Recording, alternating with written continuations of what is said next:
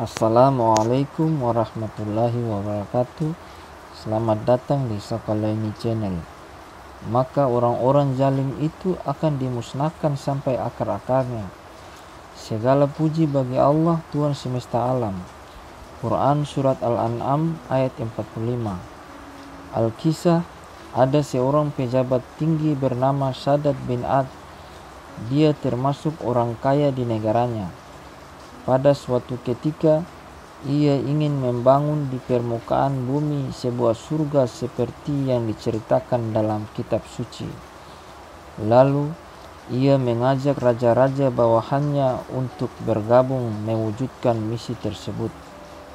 Ia memerintahkan segenap bala tentaranya untuk mengumpulkan semua emas dan perak dari belahan dunia timur hingga barat. Dikumpulkan pula para arsitek untuk membuat rancangan surga yang serba mewah. Bangunkanlah untukku surga dalam masa 300 tahun, perintahnya. Mereka kemudian mengelilingi bumi selama bertahun-tahun untuk menemukan tempat yang strategis dan cocok untuk membangun surga imitasi. Setelah beberapa saat lamanya, akhirnya mereka berhasil membangun surga buatan dengan indah. Sungai-sungai yang mengalir jernih, pepohonan yang batangnya terbuat dari perak, rantingnya dari emas, istana-istananya yang dihiasi berbagai permata. Kemudian mereka sirami dengan minyak yang paling harum baunya.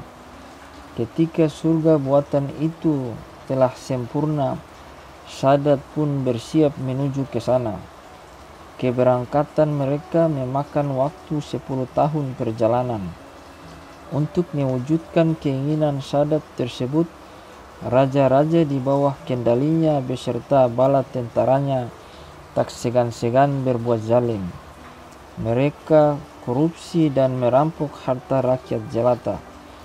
Mereka menganiaya dan menzalimi siapa saja yang tidak mau menyerahkan pundi-pundi emas dan barang berharga lainnya. Pada kondisi itu, ada orang anak miskin yang dipaksa menyerahkan emas yang menjadi satu-satunya harta miliknya. Jika tidak mau menyerahkan, anak itu akan dilukai.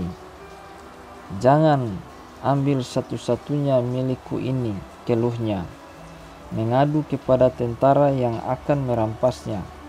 Namun, anak itu tidak dapat berbuat banyak karena ini gagal mempertahankan miliknya. Seketika itu juga anak tersebut mengangkat tangan dan berdoa, "Wahai Tuhanku, Engkau Maha mengetahui apa yang dilakukan oleh orang yang zalim ini terhadap hamba-Mu yang lemah ini. Maka tolonglah kami, wahai Zat yang menolong orang-orang yang meminta pertolongan." Sungguh, Allah mendengar doa kaum yang tertindas. Bahkan, para malaikat mengamini doa anak yang teraniaya itu. Tatkala rombongan Shaddad telah sampai dekat surga buatannya, tiba-tiba dengan izin Allah, Jibril berteriak keras sehingga semuanya berantakan, hancur lebur dan seketika itu binasa. Kisah Shaddad di atas mengingatkan kita akan sejarah kelam bangsa ini yang selama 350 tahun dijajah Belanda ketika itu. Herman Willem Dendels, gubernur Hindia Belanda, sejak tahun 1808 membangun jalan Anyer Penarukan dengan sistem kerja paksa. Pada musim kemarau, rakyat dipaksa menyelesaikan proyek tersebut tanpa mengenal ampun hingga kelaparan. Hasil bumi pun harus disetor tanpa uang pengganti. Sebelumnya, negeri ini sudah diperas oleh VOC, Organisasi Dagang Belanda. Sejak awal abad 17, Gubernur Jenderal Van Horn, penguasa saat itu, konon menumpuk harta 10 juta gulden. ketika kembali ke Belanda pada tahun 1709. Padahal gajinya hanya 700 gulden sebulan.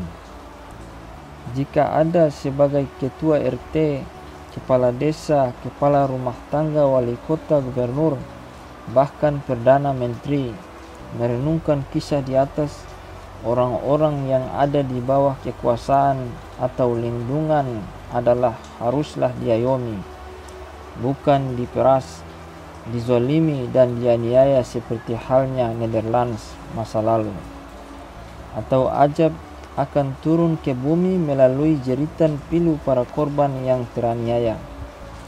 Islam memandang kezaliman sebagai masalah krusial yang menjangkit sepanjang masa. Bahkan Nabi Muhammad pun melarang umatnya berbuat zalim kendati kepada orang kafir, sehingga bila berdoa tidak akan tertolak. Hadis riwayat Ahmad. Ibnu Taimiyah mengatakan, sesungguhnya Allah mengokohkan negara yang adil meskipun kafir, dan menghancurkan negara yang zalim sekalipun muslim. Jikalau Allah menghukum manusia karena kezalimannya, niscaya tidak akan ditinggalkannya di bumi suatu pun dari makhluk yang melata. Tetapi Allah menangguhkan mereka sampai kepada waktu yang ditentukan.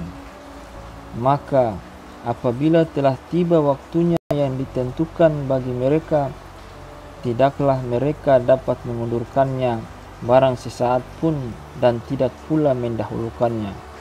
Quran Surat An-Nahl ayat 16.